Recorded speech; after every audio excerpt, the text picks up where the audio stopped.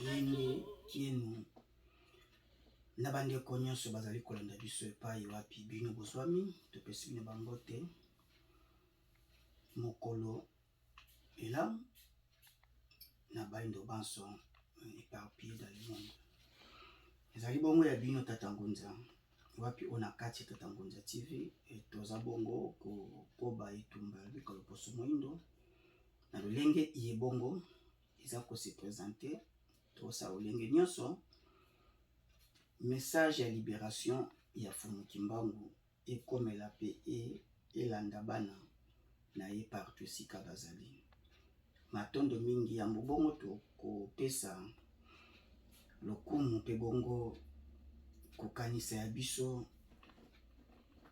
baleka yango na musala oyo bangonza banso oyo bongo basiendamaki insistaki bakobaki musala oyo atako état colonial elukaki ko faire taire bango et batiesi bango baimposer bango Bible na komba Yesu na bamangomba nyonso ya molimo ezalaki bongo par imposition.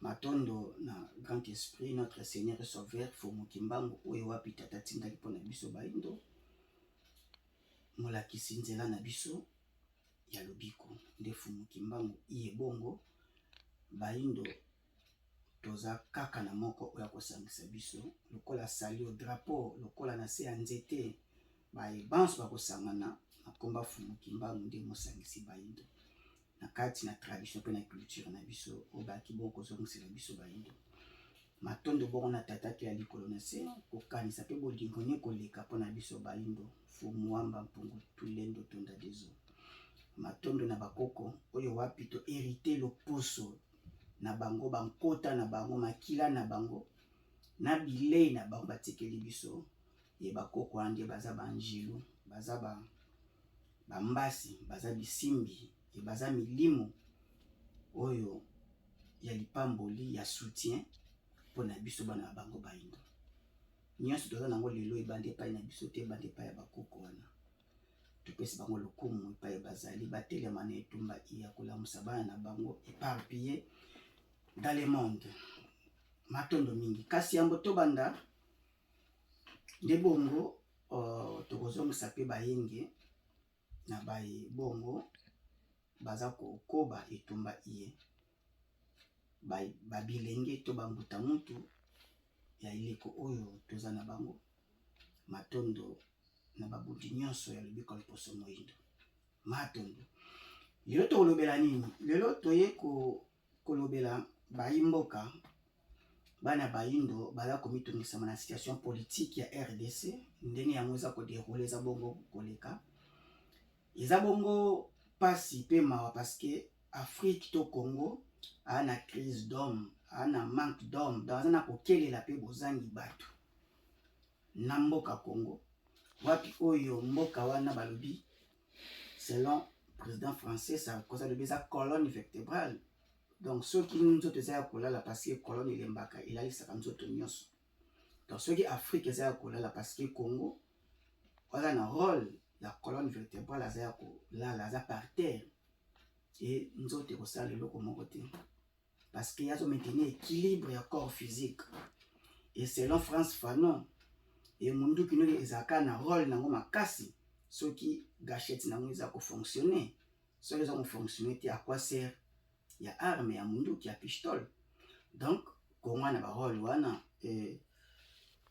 l'Afrique eza kozela Congo selon Guillaume Soro ya Côte d'Ivoire donc Afrique eza kozela mingi epai ya Congo pour Congo ana rôle oye akotaki libebi esengeli ye pe bongo abimisa libebi siko akumba bolamu nde bolamu ya Congo ezali bongo kokomela baindo libération spirituelle oyo bongo eza sango Fumu Kimbangu ayaki bongo kotangisa pe kotikela biso bangunza to panza na mokili mobimba kasi situation politique ya Congo eza pasi pe mawa komona lolenge nyonso yango eza kokendele balobi nkumu ya mboka actuel déboulonnage aza ko déverrouiller azwi institution nyonso ya minene oyo ekambaka mboka pamba te 2 ans euti koleka ezalaki échec alobi kisala lumi ebanda mosala ebandi matondo mingi na bandi ekozalaka kaka na moto azolala nde bongo nano abandaka mosala te me moto alali aza kaka kati na travail po azopema aza na kati ya fonctionnement soki kokabwani kozala po tosala bolamu matondo mais soki bokabwani kozala mpona kofaiblir biso davantage à quoi sert lelo toza kozwa bandakisa nyonso ya bapaya po tokole yango na mboka koto na fonctionnement ya institution na biso soki kaka lelo baintellectuel africain akomi na pouvoir ye batangisaki économie bagestionnaire ya makasi oyo nyonso banda kongo ebanda bana première république na université baotangisa malamu une fois aux affaires na pareil de l'état totala bilan na bango chaotique échec nini esalaka bongo donc cause ya emboîtement ya politique ya Congo pe Afrique eza spirituel étant que peuple congolais dirigeant congolais dirigeant africain baza na reconnaissance te na bamilimo oyo précédaki bango baosala plagiat copie collé ya politique ya forme ya mo politique oyo bongo eza bongo gestion ya cité or fallait bango baza na gestion ya ba royaume ya empire ndenge bankumu na biso bakambaki bamboka na biso et tout ça là recours te mais tout ça là retour yango nde eza bobiso mais lokola ko tolanda politique na manière ya baeuropéen ito na réalité moko te itokozalaka kaka na baéchec ata tokochange lolenge nyonso ya bato lolenge nyonso ya koluka toza na pouvoir totalitaire et ba vraie cause to traiter yango te et les mêmes causes produit toujours les mêmes effets soki cause eza kaka wana defet kochange ndenge nini e nde lelo bongo eza pasi mpe mawa komona lelo Congo apesaki leso na mokili passation pouvoir pacifique esalamaki pedi démocratiquement baenseigner bakolo démocratie président sortant na président entrant mbuta kabani na mbuta Chilombo acte wana eza acte moko ya bravoure wapi oyo eza kotalisa maturité spirituelle et maturité ekoli na bana ya Congo pe na bana ya Afrika na mboka oyo tozali nkumu oyo azokota na oyo azobima bakutani te donc président Trump na président Joe Biden bakutana te donc bakutani te Trump ake na ye et basali passation na l'institution kaka na vice-président nzoka nkumu ekolo détenteur oyo asimbaki bokonzi États-Unis physique pe spirituel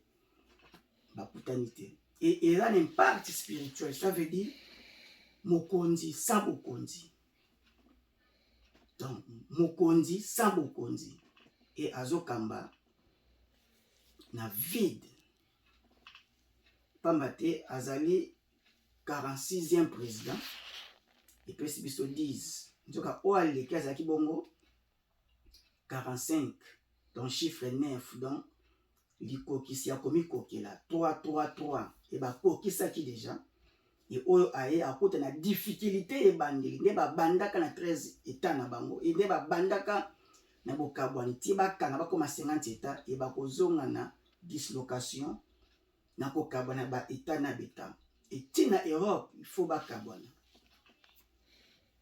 donc lelo peuple congolais apesi mateya na mokili mais tozoyeba te kopromouvoir acte wana oyo fumuki mbango asimbaki mitema ya bakambi ya Congo e bateya baluposo mingi mpe bateya bamboka misusu lelo kozwa parlement kozwa sénat kozwa bazuzi ba haute cour nyonso wana e na finalité nango poto suka ndeti na nini parce que 5 ans renouvelable une fois. Est-ce que à quoi sert bon muto na pouvoir asali loko te ki muta sani mukie na pouvoir mais asali bilembo o atiki ikoya kokoba bandeko basusu atako bongo Joe Biden a keti ko s'incliner na ba tombe ya ba président oyo baleka ya mboya ye. Est-ce que biso pa pays africain ba dirigeant africain ba président biso ba sala ka bongo lelo tozaki na mokonzi ya mboka o aza siki place nzoto niza na Congo Nkumu Kabila service national oyo ilesaki bana mboka masango e lonamaki pona nini te etoko kende kotonga boyokani na grand esprit ekambaki Congo asunga biso. Donc tozokende kolongola bango te biso e bosalaki pona ye te bosala siko pona nga or po basala pona république nzoka kokabwana ya Mbuta Kabila na Mbuta Tshisekedi bankumu na biso eza bokabwani no vuli na bango moko eza ba pression moko extérieure élaborée libanda parce que bayebi union wana unité wana eza bokasi eza réussite ya Congo sika munina betaki libakwa eshua ki l'air aza présent okoyebiso ki banga saki mbeba awa totambola malamu pamba te eza pona bolamu ya biso ba Congolais et balobaka malamu na bwani na biso baindo mokati mbila oya kwei na tongo e apesi be bakomata na nsima zanga mayele eli toza kosinspire na nini sika nyonso oto bande koloba tu oko grité ba violation ba constitution e biso moto okota to komi susu ko bafoué yango na nyonso oza kosalama veut dire peuple congolais ba dirigeant ba élite congolais baza na mot à dire te bazo subir kaka pression moko extérieure mais yambo tokotia image ya moko ya ndeko na biso Marius omona na mwa mukie interviewe long blanc et dit alors avec précision ndenge nini séparation ikoya nango kala mingi te zongelanga do bakile na plan bien élaboré nzoka ekozala malamu tokamba na kiboyindo pamba te ba problème na biso eza bongo na kiboyindo pasi na biso eza bongo ya biso et solution soki euti libanda bokomi esclave pas solution wana euti bokomi na compte à rendre to na bongo image tosenga image pa ya réalisateur na biso Tata Mesa ateli biso image ya ndeko Marius tolandi baso. Mesdames et messieurs, bonjour et bienvenue dans cette émission. Vous savez que les États-Unis d'Amérique sont un grand soutien, un grand partenaire pour la République démocratique du Congo. Lors des dernières élections, les États-Unis d'Amérique ont eu une position plus ou moins controversée. Après avoir critiqué le déroulement de ces élections et sanctionné certaines personnalités qui ont organisé ces élections, les États-Unis d'Amérique ont quand même pris acte de l'élection du nouveau président de la République démocratique du Congo, Félix Antoine Tshisekedi Tshilombo. Quels sont les intérêts des États-Unis d'Amérique en République démocratique du Congo? C'est quoi la nouvelle politique des États-Unis avec le nouveau président congolais? C'est à ces questions que va essayer de répondre notre invité d'aujourd'hui, Monsieur Herman Cohen, qui est avec moi sur ce plateau. Monsieur Cohen, bonjour. Bonjour, monsieur. Merci beaucoup d'accepter de répondre à nos questions aujourd'hui. Je rappelle que vous êtes, comme je peux dire, Monsieur Afrique des États-Unis, parce que vous connaissez très bien l'Afrique subsaharienne, parce que vous avez été assistant du secrétaire d'État aux affaires africaines, ambassadeur américain en Gambie, au Sénégal. Vous maîtrisez en tout cas l'Afrique subsaharienne et vous avez été conseiller de l'un des présidents des États-Unis d'Amérique. Vous avez travaillé au Conseil de sécurité nationale américain et aujourd'hui vous êtes président et CEO de votre organisation qui apporte des conseils aux investisseurs qui veulent aller investir en Afrique. Je vous remercie de bien vouloir nous donner ce temps. Plaisir pour moi. La première question que j'aimerais bien vous poser, c'est celle de savoir C'est quoi aujourd'hui les intérêts des États-Unis d'Amérique en République démocratique du Congo? L'Amérique s'intéresse au Congo parce que c'est un très grand pays, il y a beaucoup de monde. Et en principe, le pays doit être très riche parce qu'il y a beaucoup de minerais qui sont en demande par tout le monde. Parce que, par exemple, le cobalt, qui est très important pour la technologie, pour les téléphones cellulaires, etc. Il n'y a que 2 pays dans le monde qui produisent le cobalt. Ça, c'est la Russie et la République démocratique du Congo. Donc, on a besoin de toutes ces choses-là. Deuxièmement, l'Amérique voudrait voir une réduction de la pauvreté au Congo. Si l'argent arrive à partir de ces ventes, il faut que ce soit dépensé pour aider les peuples dans l'éducation, santé, infrastructure et aussi pour créer le travail pour la population. Et ces intérêts aujourd'hui, est-ce qu'ils sont nouveaux ou ces intérêts ont toujours existé? Ces intérêts ont toujours existé. Pour les États-Unis, le Congo n'était jamais un pays stratégique dans la guerre froide, etc. Sauf une fois, pendant la Deuxième Guerre mondiale, c'est très intéressant, président Roosevelt a décidé de faire la première bombe nucléaire pour faire la guerre contre l'Allemagne et le Japon. Et on a besoin de l'uranium. Et le seul endroit qui avait l'oxyde de l'uranium, c'était le Congo. Et nous avons acheté ça juste après le déclenchement de la guerre. Et nous avons envoyé des soldats à Kamina pour protéger les mines. Donc, le Congo a joué un grand rôle dans notre victoire dans la Deuxième Guerre mondiale. Mais depuis, les problèmes stratégiques n'intéressaient pas les États-Unis en ce qui concerne le Congo. Et maintenant, vous pensez que c'est le moment pour les États-Unis de s'intéresser au Congo comme un pays qui a des ressources stratégiques? Bien sûr, comme j'ai dit, il y a le cobalt qui est très important. Il y a aussi un minerai qui s'appelle coltan. Chaque téléphone portable dans le monde a ce minerai-là, le coltan. Ça veut dire columbite tantalum. Ça vient de l'est du Congo. Ouais.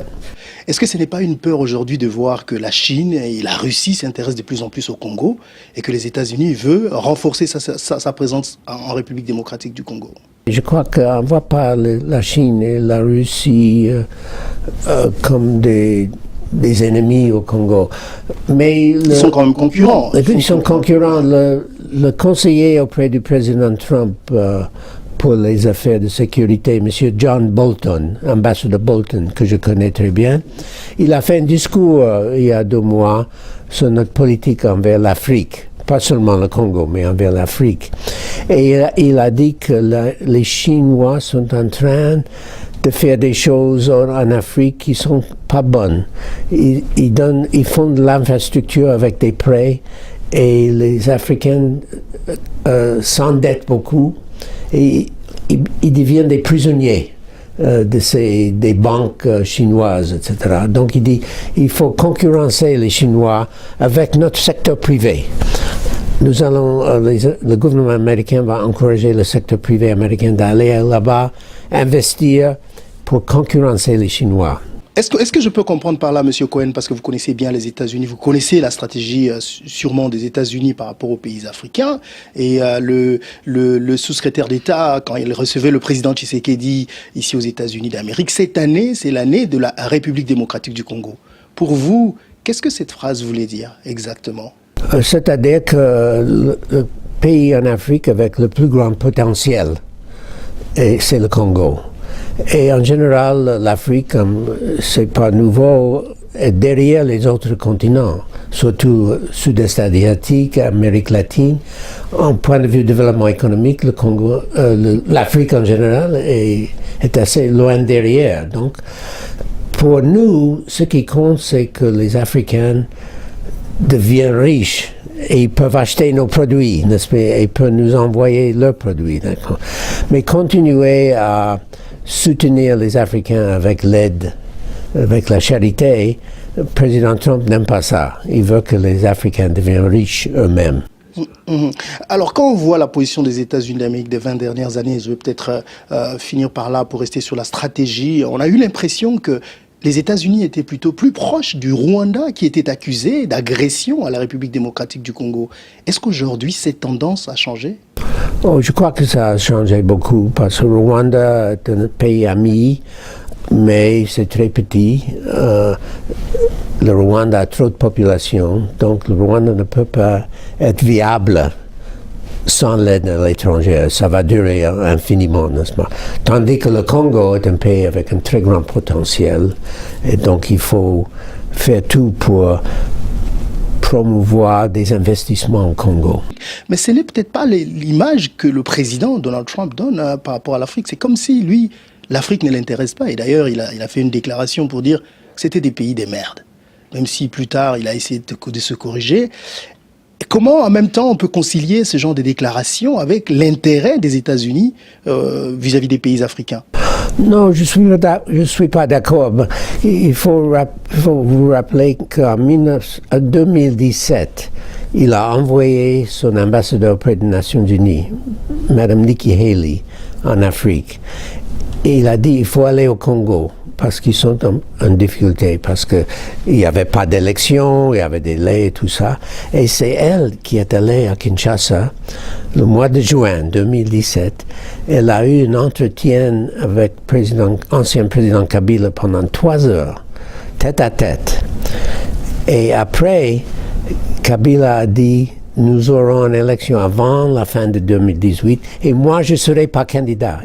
Et c'est elle qui a persuadé Kabila de faire ce qu'il fallait faire. Et c'est Trump qui a envoyé Mme Haley là. Donc, on ne peut pas dire qu'il ne s'intéressait pas. Vous connaissez l'Afrique.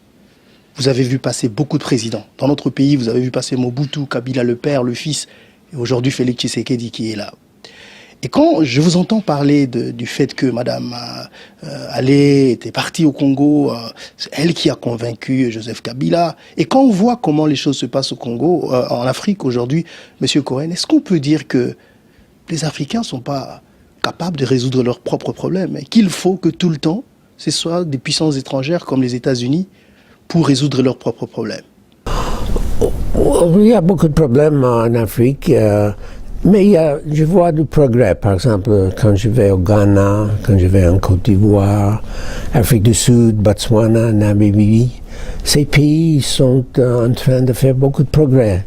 Ils ont la bonne gouvernance, l'argent qu'ils gagnent vont dans la trésor, n'est-ce pas? Donc je vois des signes de progrès. Le problème dans beaucoup d'autres pays, je crois qu'il faut le dire, franchement, c'est la corruption. J'ai rencontré un Congolais récemment, il était en retraite de la Banque centrale, je ne vais pas le nommer. Okay. Et j'ai dit, est-ce que vous touchez votre retraite? Il dit, non, c'est impossible. Il dit, quand j'ai pris ma retraite, le gouverneur m'a donné un grand paquet que j'ai investi et ça, c'est ma pension. Donc, à mon avis, le problème, c'est la corruption. Et trop d'argent qui est gagné par le pays ne va pas dans le trésor. C'était pas ça ma question. Ma question, c'était de savoir si l'Afrique pouvait être... Est-ce que les dirigeants africains peuvent rien faire sans la communauté internationale, ou c'est une sorte de dictat que ces pays font justement pour gérer ces pays entre guillemets pauvres? Non, je crois qu'ils sont très capables. Je vois des Africains avec la bonne éducation. Vous savez, ici aux États-Unis, il y a 10 000 médecins nigériens qui travaillent ici comme médecins. Et leur éducation médicale est formidable. Et ils sont tous acceptés aux États-Unis, travaillent dans les hôpitaux, etc. Donc il y a beaucoup d'Africains qui sont très capables, des Congolais, non, mais le problème c'est la bonne gouvernance. Il y a des gouvernants, il y a des chefs d'État, etc., qui ne pratiquent pas la bonne gouvernance. C'est ça. S'ils changent, ils pratiquent la bonne gouvernance, ils sont capables de trouver des solutions pour tous les problèmes.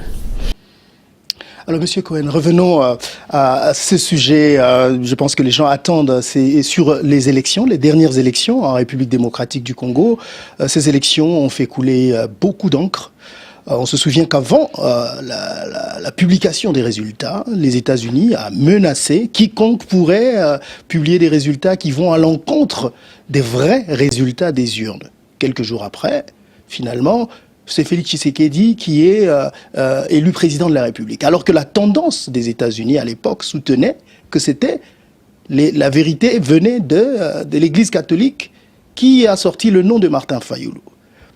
Et finalement, les États-Unis changent quelques jours après et reconnaissent Félix Tshisekedi comme prend acte de l'élection de Félix Tshisekedi.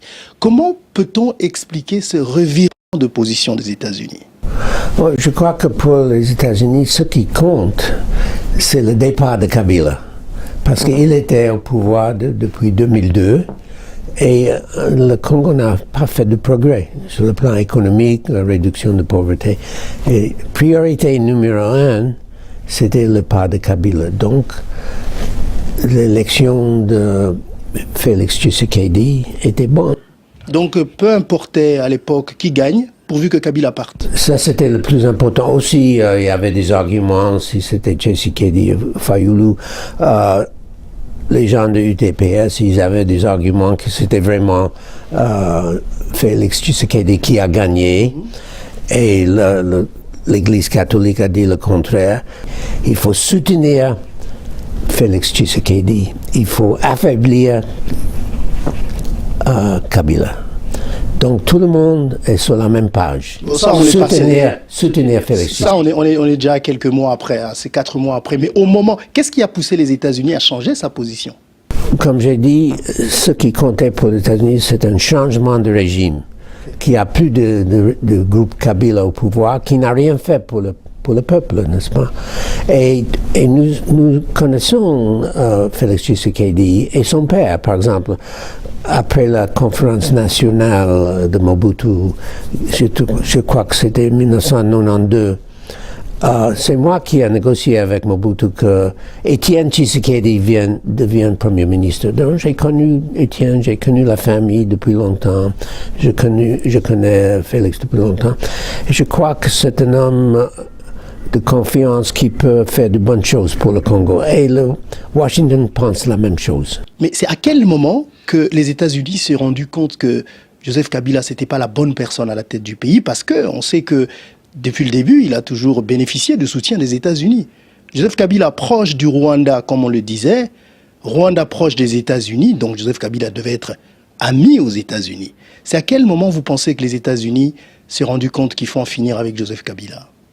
Oh, je crois que c'est surtout quand le président Kabila a commencé à parler de changer la Constitution. Je crois qu'il a dit ça au but de 2015. Il dit, il faut un référendum, changer la Constitution, parce que Kagame a fait ça, président de République du Congo a fait ça. Il dit, pourquoi pas nous, n'est-ce pas? À ce moment-là, l'Amérique a dit non, pas possible, on n'accepte pas ça. Beaucoup de gens pensent que l'une des raisons pour lesquelles les États-Unis ne voulaient plus de Joseph Kabila, c'est aussi parce qu'il a touché à certains intérêts américains, notamment la révision du code minier qui peut-être mettait en difficulté certaines entreprises d'origine américaine. Que diriez-vous par rapport à ça? Non, parce qu'il y avait une grande entreprise américaine là-bas, Freeport-McMoRan, qui a travaillé dans le gisement de Tenke-Fungurume. Et moi, j'ai pas visité, mais tout le monde qui a visité a dit que c'était un investissement formidable avec des écoles, avec des maisons pour les ouvriers, etc. Mais à cause de leurs problèmes financiers ailleurs, ils ont vendu ça aux Chinois. Donc il n'y a plus d'intérêt américain dans les mines au Congo. Et ça, leur départ était avant le changement de code minier. Et Joseph Kabila, il est parti sans bouger, comme on dit. Il est toujours là aux côtés de Félix Tshisekedi. Et les États-Unis soutiennent l'actuel président, Félix Tshisekedi. C'est quoi la stratégie des États-Unis de soutenir quelqu'un, mais qui travaille avec quelqu'un que les États-Unis n'aiment pas? il y a un petit problème. Non, je crois que petit à petit, le président Félix Tshisekedi va augmenter son pouvoir. Et je crois que d'ici encore un an, Kabila sera complètement effacé. Ma tondo mingi nabandi tomoni na mwa mukie wapi loposo pe bazolo bana précision nyonso. Effectivement, il y a moïsa koleka. Les yozala effacé pour te remplacer nani. Ils abongo passe. Ata acte bravo. Oui, nyonso salamaki mabe. Mais bola moïsa te na mabe wana. Ata kona kati ya saki ya nguba kopola o. Ata moka malamu ezalaka. Et tous wate malamu wana po e produit ba nguba mususu. Lelo peuple mtato souffrir. Ana pasi na Congo ya fumuki mbangu oya ke 30 ans na boloko pona pasi ya Congolais pe pasi ya baindo et tobotami na makabo ya kokamba ya Congo ceux qui tozi ba vocation ba makabo ya kokamba na sommet de l'état za pona résolution ba problème ya population wana pona ko orienter population na dans les biens pona ko pesa biyano na mitungisi ya mikona mikolo ya population. Est-ce que le peuple congolais vraiment a koyi kofuta mai? Na mboka toza awa bafutaka mai te. Est-ce que le peuple congolais vraiment a koyi kofuta courant? Na courant na yo zete kama libanda ya mboka na ye. Ba mboka mususu entre autres la Congo Brazza so somba vedi courant ya Congo. Le peuple na kofuta courant na mai. Et minéré na ye o yaza nango. C'est peuple qu'on a pour vivre une singleté qui a botté ma pays congolais. Ba député waza censé ya kotia ba mibeko, ya ko voter ba mibeko, ya ko suivre ba problème quotidien o yaza ko nyoko la peuple et ba komi na bango lokola milenf masi ya ndumba mutu nyonso koya pona lokoso ni ya mbonga zwi. Est-ce que crédibilité ya ba homme d'état ezali? Est-ce que crédibilité ba député na biso ezali? Na nyonso euti koleka. Nini ezangaki oyo Jean-Marc Mbuta Kabund azangaki te kosala oyo bino ba député susu bozongisi? Bien bon, ce kazangelo ko moka akokisa te bozongisi pona bolamu matondo. Mais ce que ça kaka ki parce que poche na yem tezoloba parce que ye aza bras droit ya mokonzi mboka et bo trouver l'intérêt na bino ya kozongisa ye et po ebota mbuma nini na Congo. Calendrier na montre que la Congolais te à s'organiser. Ya mwezo kende. Et ki bompaka et que la bisote pour konge bonga pour to koma bampaka. Et tozo kende. Mokileza ya botamboli. Mais peuple congolais na kati ya individualisme. Otala kaka libomo na ye. Ne pas si toza nango wana na mboka Congo. Toi na crise d'homme bato malonga bazati. Itala lelo. Lenge politique à Congo iso lekela. Mawana pasi. Est-ce que lelo vraiment tozi pouvoir nyonso après suite nango ekozala nini? Parce que tokoki te kobekisa Congo, kopia solution ya Congo en étant na foi chrétienne, en état na foi na biamba bapaya.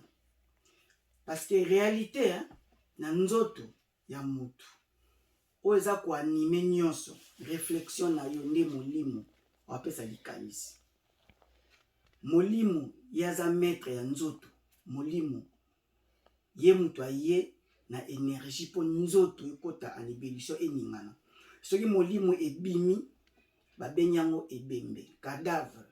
Donc comme ça na état ebembe parce que molimo ezate et molimo oyo eza na Congo eza molimo mopaya mitelengano oyo eyaki na Diego Kao eyaki na bakatholike et molimo wana eza na incompatibilité na nzoto ya Congo to na Congo physique pe na Afrique physique nde esengeli bongo molimo ya Congo oyo Fumuki Mbangu ayelaki biso ezonga na Congo po nzoto sikoyo ayebaki aza na fulu ayebaki amelaka mai ya salite ayebaki baselaki nyonso ye moko akota na mosala etanke toza kopone bavaleur chrétienne bavaleur islamique en Afrique bouddhisme mpe ezoya et bareligion nyonso eza les bienvenus en Afrique soyez-en sûr que Afrique ekosan sortir te elobaki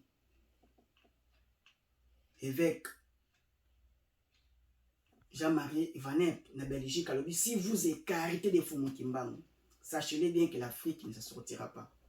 Donc les bozolongwa na Fumuki Mbangu Afrique ekobima te nde pasteur na molelo okoki kolongola molimo te po otia nini même Maolé ayaki le premier iloko asalaki révolution culturelle et permettre ya bengana christianisme nyonso ekei et baye na la in o ba valeur na bango ezalaki kosincarne na bouddhisme. D'autres époques Kadhafi na kota suka ayaki comprendre atombaki na prophétie ya Kwatulendo alingaki asakapare nango et azokoluka ba chef coutumier na bangunza a ressembler bango et président Mobutu début ya Kwatulendo pouvoir ya bokonzi na nguya l'air aye politique ya recours à l'authenticité salisa ngolo mais primacuria na 4 par pape Jean-Paul II besuko kozindisa Mobutu na maisu ya bosoto saliki akoki te ko parachever œuvre wana et akufi sous l'état chrétien. Ba religion étrangère nde liwa ya Afrique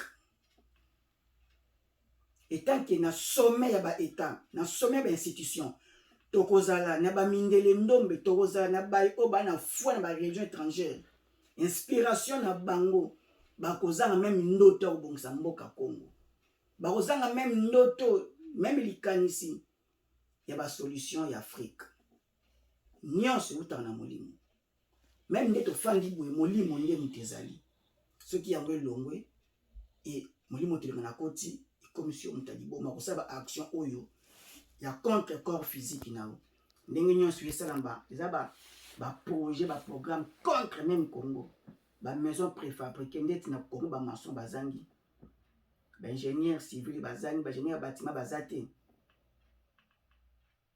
comment on dit donc tu as un problème ya Congo pe Afrique eza spirituel eza bon spirituel et lelo total ba député na biso nini oyo bango basali loi nini bango ici ba voter pour promouvoir même ba culture ba tradition na biso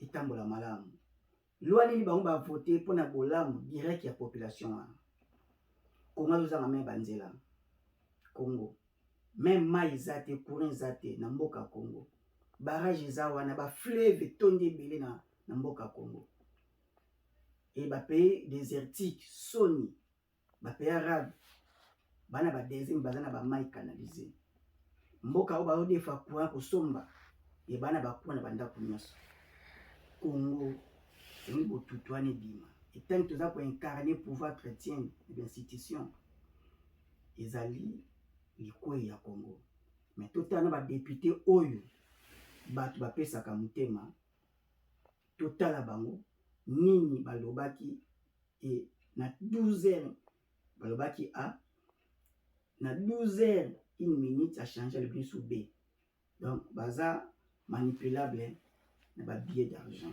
na ba intérêt na ba moko égoïste et mon coloni ba refoter ba loi oyo yo peuple congolais obimela kanzela et baza bango moko te tina ba kulutu na bango baza kaka bongo. Donc toi na crise d'homme, toi na manque d'homme na Congo pe na Afrique. Tolandi bandeko député, réalisateur Tatamesa, bosungi biso na ba image ya bandeko député oyo tolandi bango.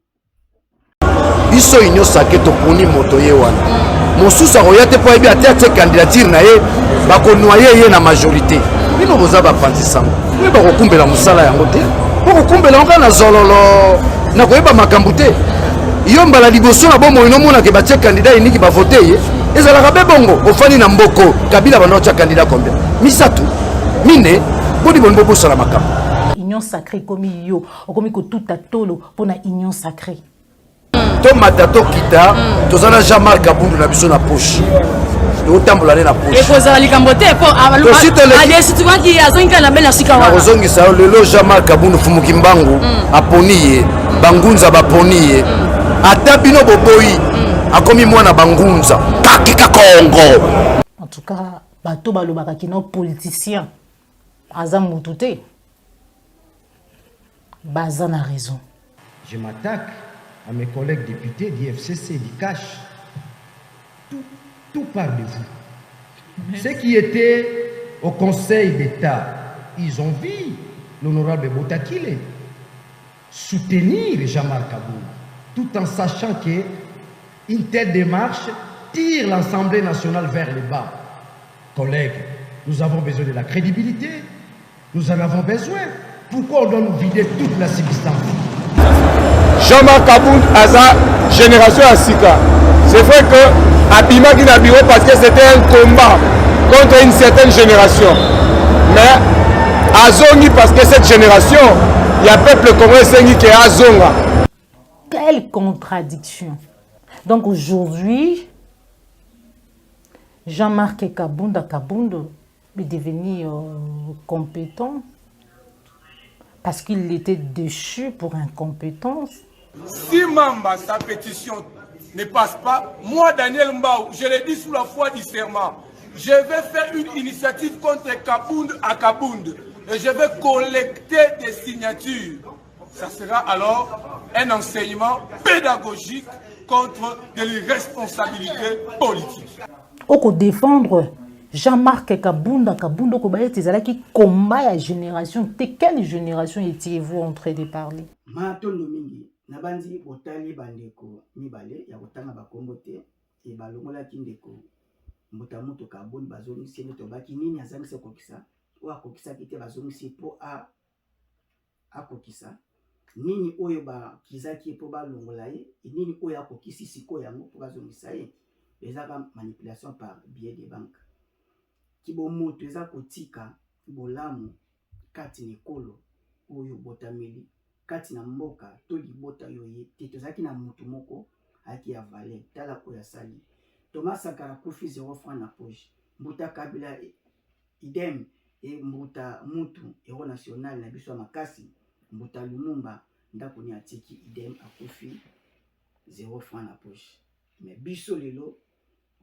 député boyebaki na loposo nya moyindo ya malamu akomi ka député aluki ba mbinyo so pa telisa akomi kolata concurrence na ba musicien et alingi amisala lokola artiste musicien ende pasi ya Congo azobosa essentiel donc toi na manque d'homme pasi ya Congo ya ngwana to souvenir na makomi moko ya un révolutionnaire na mboka États-Unis au tozali mama na biso Henriette Tubman azaki un militant ya makasi oyo asaki musala wa conscientiser baindo alobi na musala salaki alobi abikisi bongo bato alobi boy alobi j'ai libéré 1 millier d'esclaves, j'aurais pu en libérer 100 fois plus si seulement ils savaient qu'ils étaient des esclaves. Donc, et yango ça en lieu mboka Congo. Et vedi ba dirigeants, ba élite intellectuelle, tous les niveaux. Et ba yebite que les ba le barino je suis chrétien, vedi osako que le ba que je suis esclave. parce que la chrétienté, la religion chrétienne est outil na mupaya. Ba catholique oyo bayaki na 1485 après Diego Kao 3 ans bayekoya ba kumbeli au Bible et ba batu ba esclavagisé yo premier fruit christianisme eboti la traite négrière vente d'hommes et to panzani so yo ba haïtien ba no américain bazali ils fruit ya christianisme et partout dans le monde na Caraïbes Jamaïque et ndenge ni misiko yo okoya vedi omiyebite et ceux qui ont baki cause esclave no benga je suis chrétien les autres je suis esclave ils ont dit maki bo wumbo no zali nango et oza la fière nos esclaves na yo et ndenge ni ko bikelela et yezo kanisa ke kloba oza chrétien zani ko beta tolo Israël wana peuple arabe et peuple hébreu wana azana cerveau azana levé à mabe nyos na mukili ya omoni ndeko na bango Hitler baneko exterminer boko boma bango parce que ayeko découvrir pratique purement satanique ya peuple hébreu peuple juif oyebite ekozanga koyeba ezali wa ndambu teme ya mobimba tozonga na bofumuki mbangu epai wapi oyo tokobima na ba difficulté oyo toza nango eza pasi na Congo pe Afrique na nyonso oyo tata mokili nzambe apesi ye metala ita Afrique ezali e bo voyage ba mboka mosusu bo comparer Congo to Afrique eza pasi mwana ya Congo ati na rêve moka bi alimaka libanda ya Congo pokoma malamu est-ce que bolamu eza libanda Afrique eza pasi est-ce que bolamu eza libanda ya Congo eza bongo pasi tozala na mutema ya kibomoto et tout mon intérêt général mokili ezokende ekozela biso te toana pasi makasi ekomona ndenge makambo ya Congo eza kotambola la main blanche eza ka derrière ils ont manipulé et en fait balingi peut même pas président oyo aza en place parce qu'aza fruit ya Congo ya bayindo aza fruit oyo aute pa na bango te e bana pion na bango mosusu ba zo préparer to sala makasi to longwa na bokambami ya bonzamba bapaya to sa religion africaine to considérer ba kutini ba nkumu pe to considérer bangunza o basimbi sango la bikolo poso moyindo peuple moko ta bika na dépendance ya religion étrangère et mutu moko te babikisaka soki masali volonté ya kobika nanu te matondo mingi na banzi tata mama elingi pe mwana ngonga epesameli biso ya kobikisa Congo Congo na manque crise d'homme etoluka batu oyo ya malonga pona lobi ya Congo ekende be liboso toluka baye oyo bazana bonzambe ya kiboyindo bazana foi